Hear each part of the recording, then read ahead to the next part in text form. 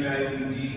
نعم أيها الأفاضل والكرام، لا يقبل من صلاتنا ولا يسجل من ثواب صلاتنا إلا ما عقلنا، إلا ما كنا فيه حاضرين. أنتم سمعتم بحديث المسيء صلاته، حديث المسيء صلاته، حديث وائل بن حجر يسمى حديث المسيء صلاته. رأى النبي صلى الله عليه وسلم رجلا يصلي صلاة سريعة، الله أكبر سبحان الله أكبر سبحان الله، فقال فجاء وسلم على النبي صلى الله عليه وسلم فقال ارجع فصلي فإنك لم تصلي. فرجع الرجل وصلى بنفس الطريقة، وجاء النبي صلى الله عليه وسلم فقال له النبي عليه الصلاة والسلام ارجع فصلي فإنك لم تصلي. وذهب ورجع الرجل فأعاد الصلاة بنفس الطريقة وما حسن فيها بعض الشيء، ولكن النبي عليه الصلاة والسلام قال له من الثالثة ارجع فصلي فإنك لم تصلي. قال والله يا رسول الله لا أصلي غير هذا فعلمني، علمني يا راشد، عفوا علمني، ولا حرج أن يتعلم الإنسان، فوالله إن الإنسان ليتعلم العلم حتى يموت. وفي أمور الصلاة والله إن الإنسان سيتعلم المزيد حتى يموت. كل مرة نفكر عن شيء حاجة تقول كنت ندير هذا أحسن عاودي سلسلة هذه. وهكذا المؤمن، يا أيها الذين آمنوا يا أيها الذين آمنوا ولكن آمنوا، لأن الإيمان درجات، الإيمان درجات بعضها فوق بعض. فما يزال المؤمن يتزكى، قد أفلح من تزكى. التزكية هي الصعود في مراتب القرب من الله والأنس بالله. كلما زاد قربك من الله وأنسك بالله كلما حدك هذه العبادة، كلما شعرت بحلاوة هذه العبادات كلها، من قراءة القرآن وذكر وصلاة وكل الأعمال الأخرى، إنما تحصل لك حلاوتها على درجة المعرفة بالله. كلما زادت المعرفة بالله عز وجل كلما شعر المؤمن بحلاوة أمر الله، أي ما يأمر به الله من كل العبادات والمعاملات.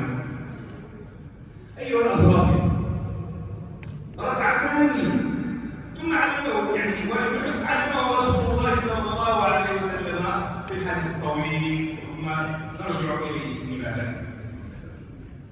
أيها الأفاضل الكرام، ركعتان يؤديهما المؤمن بخشوع وإنابة وحضور قلب كافية أن تغير ميزان حياته. جزء ركعات. استمع معي إلى قول النبي صلى الله عليه وسلم في الحديث الصحيح، قال عليه الصلاة والسلام ما من أحد ليس أحد ما من أحد يتوضأ فيحسن الوضوء.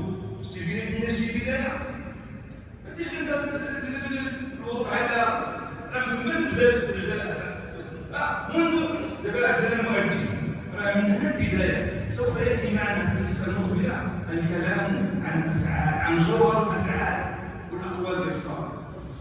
حين نسمع المؤذن نحضروا لما يقول الله أكبر الله أكبر، نحن نهضروا معاه، وراه الأذان توحيد، راه الكلمات الجليلة التي تأملناها دعوة إلى التوحيد الخالص. راه تما تبدأ منذ أن ينادي منادي الصلاة، يبدأ الاستعداد عند المؤمن على الأقل وإن لم يكن قبل ذلك. وإن من أعظم ما ينبغي للمؤمن أن يستحضره وهو يسمع نداء الصلاة أن يستحضر ذلك النداء الذي سيكون يوم القيامة، نداء يوم القيامة. من أسرع إلى نداء الدنيا، من أسرع إلى إجابة دعاء المؤذن في هذه الحياة، يسر الله عليه إجابة النداء يوم القيامة، يوم ينادي المنادي من مكان قريب. ما معنى التكبير الله أكبر؟ الفاتحة. أي معاني اشتملت عليها الفاتحة. سبق لنا في القصة في العام الماضي تناولنا مضامين سورة الفاتحة، أن فيها تمجيد وثناء وتحميد، قسمة بين الله وعبده، قسمها الله بينه وبين عبده. أثنى علي عبدي، حمدني عبدي، مجدني عبدي، هذا لعبدي ولعبدي ما سأل، إياك نعبد وإياك نستعين. ما معنى التركة؟ ما معنى السجود؟ ما معنى التسليم؟ تسمع منه إلى غير ذلك. كاين شي معاني كل فعل ينبغي للمؤمن أن يجتهد ويتعلم. من قال أنا عالم صافي هلك. الإنسان يتعلم ويحرص أن يتعلم دينه ويتعلم هذه العبادة. هذه العبادة من أعظم العباد. والله لو صلحت لنا صلاتنا لصلح مجتمعنا. والله لو كنا نصلي كما كان رسول الله صلى الله عليه وسلم وأصحابه يصلون لصلح كثير من مجتمعنا. كثير من موبقات المفاسد، قيس النظام وقيس الترتيب وغيره إنما جاءتنا من أننا لا نصلي، أو أن صلاتنا ليست بالصلاة التي أمر بها الله وأمر بها رسوله. وسيدنا يدفعون البأس، نقول احنا نديروا بالله، نحن استجبنا لله ورسوله ونقوم بما نستطيع. ولكن الله تعالى وعد الذين يجاهدون في سبيله بأن يهديهم، والذين جاهدوا فينا لنهدينهم سبلنا. إلا بخطة الله تعالى في العبادة ربي غادي يدخل لك. وما من مصل إلا ويذيقه الله حلاوة الخشوع. ما من مصل إلا ويذيقه الله حلاوة هذا الخشوع حتى يترقبه. باش تيجي يحس على أنه احتلم شديد يعود يعني يعمل ويجتهد من أجل أن يصل إليه المرض. قلنا ما من أحد يتوضأ فيحسن الوضوء ثم يقوم يركع ركعتين، ثم يقوم يركع ركعتين يقبل عليهما بقلبه ووجهه، يقبل عليهما بقلبه ووجهه، يعني سرا وباطنا، يعني إخبات في الظاهر وإقبال في الباطن. لأن في الصلاة هناك أعمال ظاهرية وأعمال باطنية. أعمال القلب سوف نرى بعضها. ما هي النتيجة؟ يقبل بقلبه ووجهه عليهما إلا وجبت له الجنة. إلا وجبت له الجنة. حديث رسول الله صلى الله عليه وسلم. الصلاة تغير كل شيء، ترتب حياة المؤمنين، تخلق الأخوة الإيمانية بين المؤمنين. سنجمعنا إذا احنا جميعين من عائلات وأصناف هذه الأخوة الإيمانية. الصلاة تربيها فينا، ترسخها. لا باش كذا ولا باش كذا، وألين لك وتلين لي وما تدفع لي وأصبر لك وما تتبسط ونترتبوا إمام واحد يكون احنا إذا كبرنا وإذا ركعنا وإذا سجدنا وسجدنا. هذا قائد واحد يقودنا ومرتبين في صفوفنا كهيئة الملائكة في صفوفهم. هذا التربية ديال الصلاة. والله إن هناك أخلاق تدز لنا من الصلاة نشعر بها في الحياة ديالنا.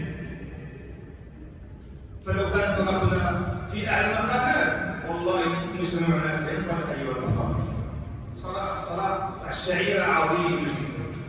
ولذلك يكون جواب الذين يدخلون النار يوم القيامة حينما يسألهم الله عز وجل ما سلككم في سقر؟ ما سلك؟ أول جواب قالوا لم نكن من المصلين. لم نكن من المصلين ولم نكن نطعم المسكين وكنا نخوض مع الخائضين حتى أتانا اليقين وكنا نكذب بيوم الدين حتى أتانا اليقين. أيها الإخوة الفضلاء الكرام، إن الصلاة التي ينال بها المؤمن هذا الجزاء العظيم إنما هي صلاة الخشوع. صلاة الإقبال على الله. ألم يقل الله عز وجل أن المؤمن أن الله ما يزال مقبلا، ما يزال الله مقبلا على المؤمنين ما دام في صلاته ولم يلتفت. حينما نقف بين يدي الله يقبل الله علينا، الله يقبل عليك أخي المؤمن. استقرار معنيان مهمان لا تنساهما أبدا، يجتمعان أخذتهم وعقدت عليهم ينفعانك إن شاء الله تعالى.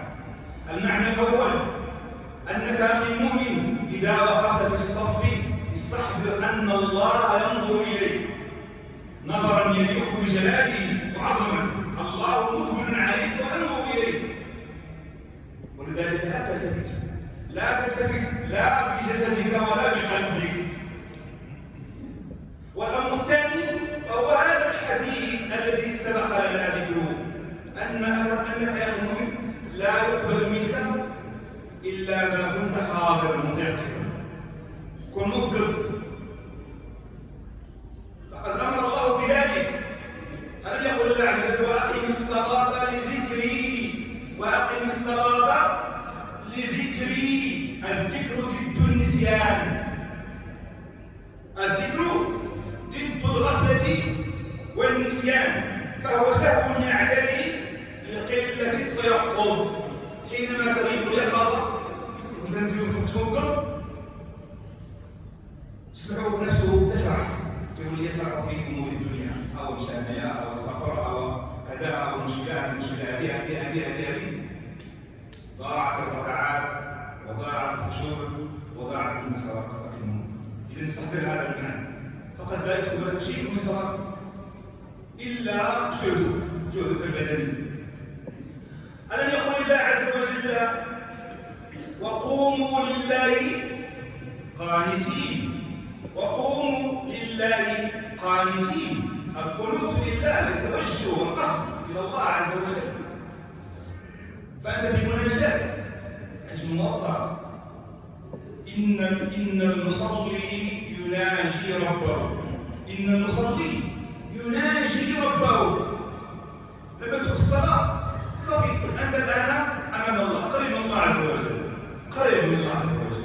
أخلص له ما أمرك أن تخلص فيه، وأخلص في الدعاء في سجودك، أخلص اطلب من الله ما تريد بتواضع بخشوع بإنابة بانكسار. إذا أنتم ترون أيها الأفاضل بأن الصلاة هي الصلاة ما هي إلا قراءة القرآن وذكر، والذكر معه الدعاء، لأن الدعاء من جنس الذكر. إذا القرآن والذكر والدعاء وكلها أعمال تحتاج إلى استحضار القلب، أعمال تحتاج إلى حضور القلب. وإلا فقل لي بربك أي سؤال يسأله الإنسان إذا كان غافلا؟ قلبه مشى في الدنيا، هو قاعد في السفر ولكن قلبه غادي في السوق، ولا يسرح في الشاطئ ولا في سفر ولا مع الأولاد ولا مع لهم الدنيا ولا مع مشكلة. أي سؤال تسأله؟ والله عز وجل لا يقبل الدعاء من قلب غافل الله. إن الله إذا دعوتم الله فادعوه وأنتم موقنون بالإجابة، موقنون بالإجابة. بس يجرب أنا ندعي الله، لا، إذا دعوت فادعو بيقين واعلم أن الله يجيبه، الله يجيبه. إذا دعوت بالإخلاص الله يجيبه، يعلم هذا يقين. كيف يجيبه؟ لا تكلمنا عليه لا إمام. إما أن يعطيك مثل ما سألت، وإما أن يدخر لك، وإما أن يعطيك خير مما سألت، إلى غير ذلك. المهم أن الله يجيبه لما هو خير لك، لأنه حكيم عليم، يعطي بحكمة ويعطي بعلم ويمنع بحكمة سبحانه وتعالى. أيها الإخوة الأفاضل الكرام، الخشوع هو مقصود الصلاة. مقصود الصلاة هو أن يكون هذا المؤمن حاضرا بين يدي الله سبحانه وتعالى، لأن هذا الخشوع هو أول ما يفقد في هذه الأمة. لقد حذر النبي صلى الله عليه وسلم في أحاديث كثيرة أن أول ما يفقد من هذه الأمة الخشوع، حتى تدخل إلى مسجد جماعة فلا تجد فيها خاشعا واحدا. حديث حذيفة رضي الله تعالى عنه: أول ما تفقدون من دينكم الخشوع، وآخر ما تفقدون من دينكم الصلاة، وتنقضن عرى الإسلام عروة عروة. وعبادة بن الصامت رضي الله عنه قال: يوشك أن تدخل مسجد جماعة فلا ترى فيها رجل فحشا. أيها الأخوة الأفاضل، إصلاح الظاهر ممكن. إصلاح الظاهر وهو بعد الوضوء، إحسان الوضوء، استشعار أنك أمام الله، أن لا تعبث بيديك ولحيتك وثيابك. إذا احتجت شيء من ذلك لا بأس، مرة شي حاجة ما بقاتش هذا ماشي مشكل، ولكن توصل أنت ندوز مع الإمام ولا مع القرب ولا مع الحياة ديالك ولا مع الطاقية ولا مع هذا لا يليق بمقامك. من سكن قلبه سكنت جوارحه، من سكن قلبه سكنت جوارحه. ولذلك هناك أعمال القلب أذكر بها ونؤمن إن شاء الله، أذكر بها إجمالا. شنو هي المقامات التي تسكن القلب ديال المؤمن وهو في صلاته؟ أول مقام وهو حضور القلب، القلب يحضر تركيز. إياك قلبك، قل قلبي الآن في صلاة، في إقبال على الله. المعنى الثاني أن تحاول أن تفهم ما تقرأ وما تقول وما تسمع من الإيمان. حاول تفهم لأنه يعينك على التركيز.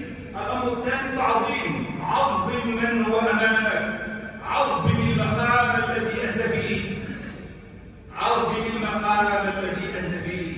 وهذا التعظيم ينتج عنه هيبة لله، أن تشعر بهيبة الله وجلاله. هيبة الله وجلاله المعرفة بالله والخوف منه يعطي هذه الهيبة. والأمر الثاني أن ترجو الله. أنت في مقام الرجاء، أنت في مقام من يرجو الله تعالى. أنت إن شاء الله الرجاء. ماذا يرجو المؤمن من ربه؟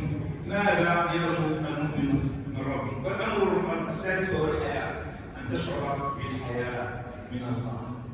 والحياء خلق ينشأ عند المؤمن حينما يستشعر عظمة النعم التي أعطاها الله والتقصير منه إزاء هذه النعم. الله تعطي النعم وأنت تقابلها بالتقصير والضعف. كما قال جنيد: الحياء النظر إلى الآلاء والنظر إلى التقصير. لما تشوف الآلاء بالنعم وتقارنها بالتقصير عندنا ينتج عندك هذا الشعور بهذا الحياء. المقامات إن شاء الله وأفعال الصلاة يعني جوهر هذه الأفعال، حقيقة هذه الأفعال والأقوال سوف نزيدها إن شاء الله كلاما في الحصة المقبلة. نكتفي بهذا المقدار، ونسأل الله العظيم رب العرش الكريم أن يتقبل منا أعمالنا وطاعتنا كلها وأن يجعلها خالصة لوجهه الكريم. نسأل الله عز وجل أن يبارك في بلدنا وأن يجعله رخاء سخاء. نسأل الله عز وجل أن يرحم هذه الأمة. اللهم ارحم هذه الأمة، اللهم انصر هذه الأمة، اللهم انصر هذه الأمة، اللهم انصر إخواننا في غزة وفي كل مكان. اللهم اسقهم وأطعمهم وأيدهم يا رب العالمين، واهزم عدوهم واهزم الصهاينة المجرمين يا رب العالمين.